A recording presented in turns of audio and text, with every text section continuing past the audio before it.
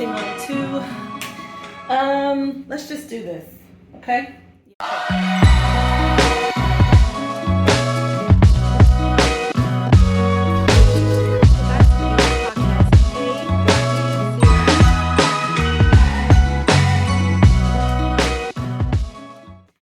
What's up, guys? It's your girl Victoria. I'm back with another episode of the V-List podcast. Welcome back.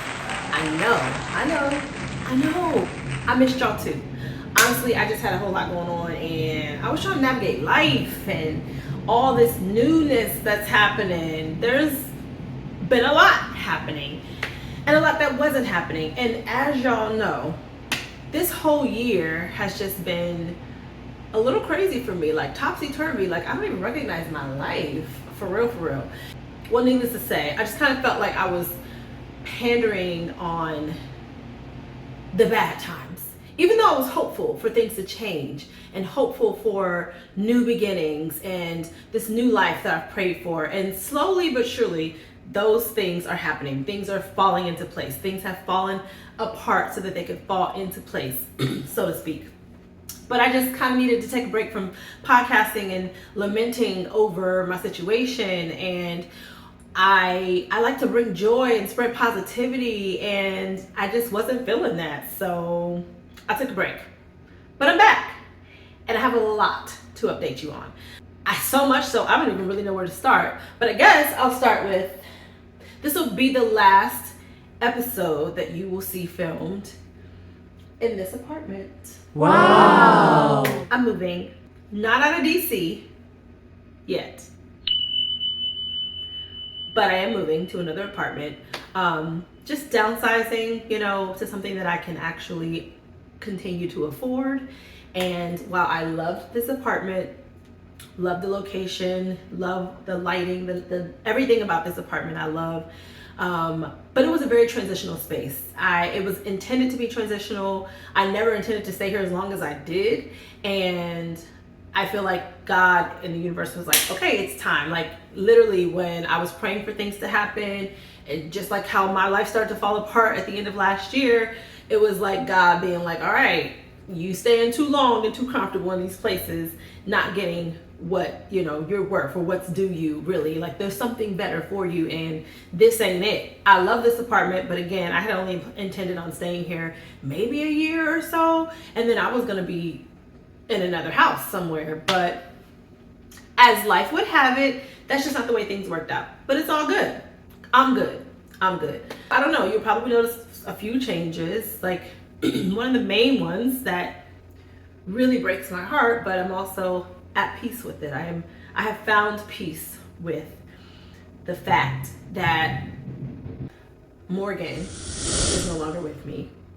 Normally you all will see her, you'll see her bed back there, you'll see her, or you'll hear her get up and jingle her necklace. And Morgan had to be laid to rest. And it was something that I grappled with for almost the entire year, because at the very beginning of this year she got sick, and I knew she was sick, but like I did everything I could to save her, to keep her alive, to keep her healthy, and her health just kept declining, and there were signs and things that like it wasn't going to improve. Like I could only make her comfortable at this point, but I couldn't do anything to improve her life or quality of life. So I had to make the heart-wrenching decision to let her go.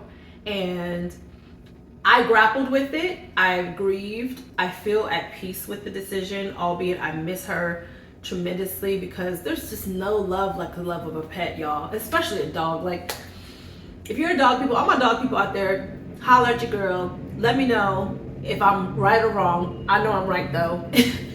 There's just no love like the love of a dog and a pet. And she was 14 years old, and I got Morgan when I first moved to DC, and she's been here with me the entire time. And in a way, I feel like her passing and her transitioning is like the final straw for my transition and what's next for me in my life, and where I want to go, where I want to be, which I'm figuring out I've accepted, I've learned to accept the things that have happened to me or are happening for me. And I've learned to sort of let go of the things that I really, really want or wanted, because God just has bigger plans. And it is so hard. It's so cliche to say that. I know it is so cliche to say that, but when you hold on to things, when it's time to let them go, they just keep getting worse. It's like it just keeps getting worse. And that's the way it was with Morgan's health. It was like she just kept declining, and it would be another thing wrong, and it would be another medication or prescription that I'd have to get for her that I wouldn't be able to afford. Same thing with this apartment. It would be like the rent kept going up, and then it got to the point where I wasn't even working for almost a whole year. I couldn't afford to pay the high rent that they wanted me to pay. And on top of that, I lost my discount when I lost my job. So that was, another sign, like it's time to let go. Even with people, like people in my life who I have tried to hold on to because I love them dearly, but they just keep showing you who they are, they show you who they are, and you figure things out, and you're like, wow, you really weren't meaning me well. And that's my sign, right? It's time to like just let shit go and be open and ready for what is for you. And that's exactly where I am now. I mean, call it, life experience, what's been happening this whole year. It's probably all of that, and the culmination to the fact that it's also an Aries full moon tonight, and I am so feeling that energy of the Aries full moon. I am an Aries moon, so definitely feeling it. But I'm just kind of just in my, like, for lack of a better term, fuck it era. It's fuck it, fuck you, fuck everything.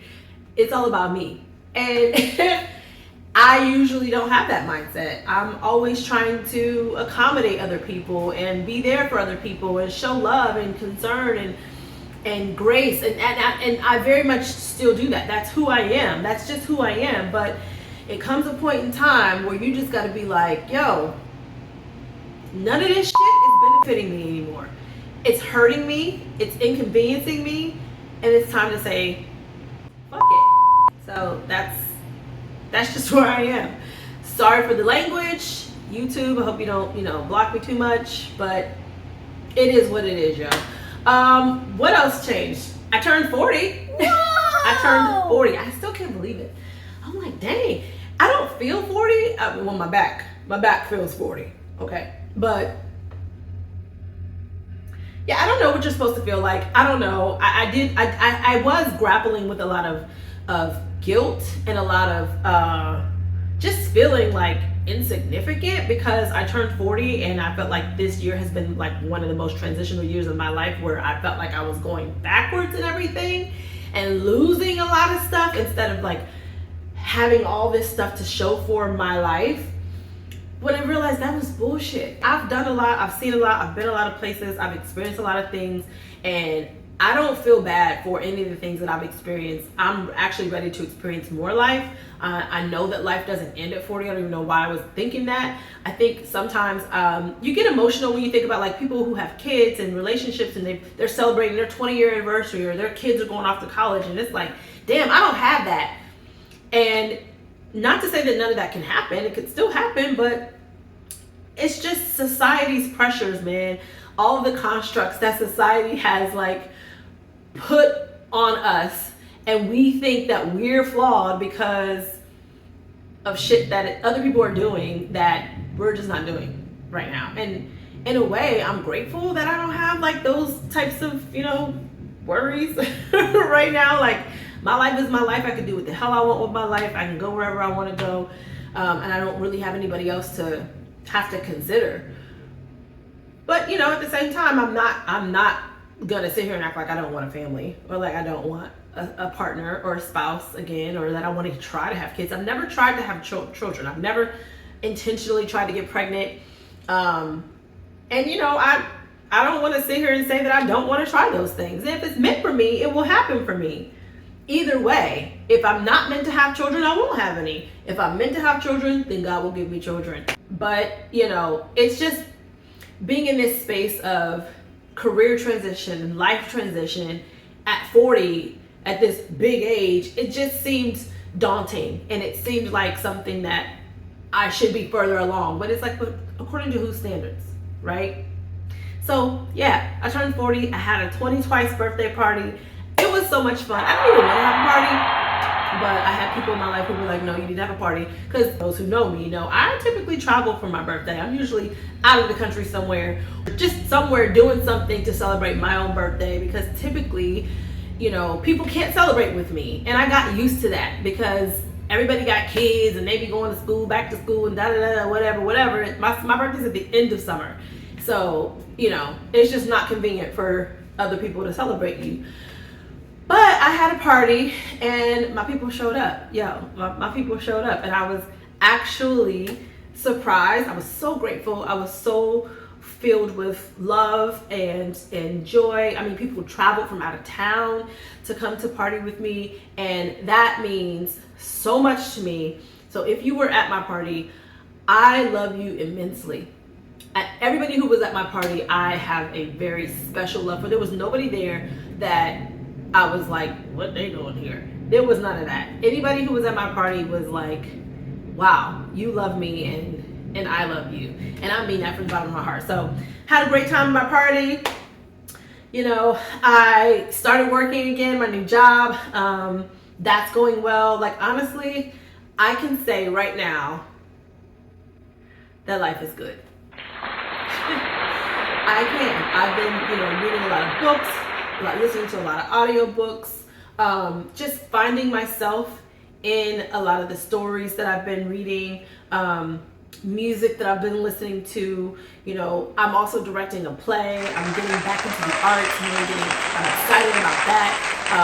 I really love acting. That's something that I've always done and something I've always wanted to do, and I want to continue to do. But I'm really like just interested in production and being on the production side of things. And so there was a stage play that I used to be the lead role in, and we never actually like could do a full production of this play. So it's always been shortened versions or like stage readings or audio versions. And so the producer was like, hey, you know, we're picking it back up, because we had to like put it down during the pandemic, we're doing the pandemic.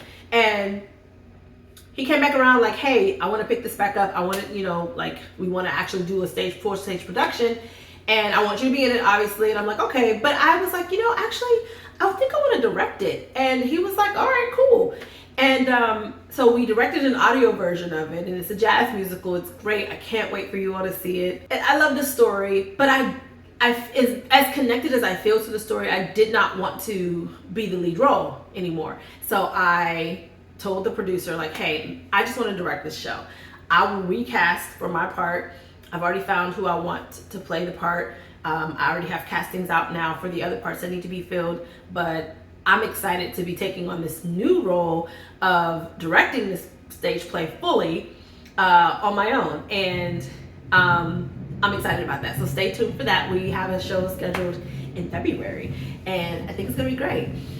Bringing back the podcast, I'm getting some sponsors or partners, I guess if you want to say.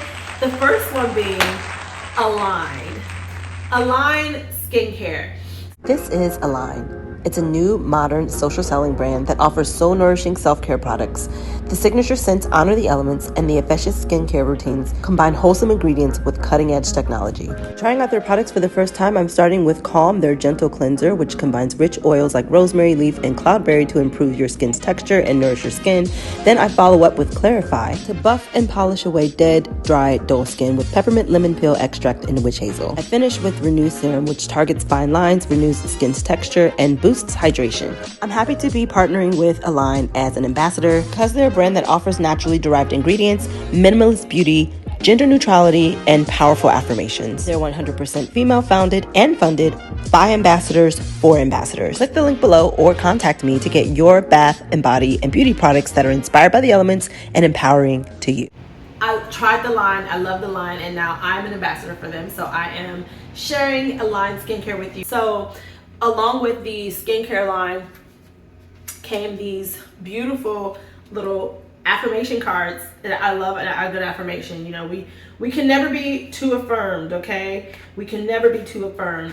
And it just goes with my brand. Like, hello. But I love this because like you can have these little alignment cards or these affirmation cards and just pick one randomly each day, and it's just the perfect thing.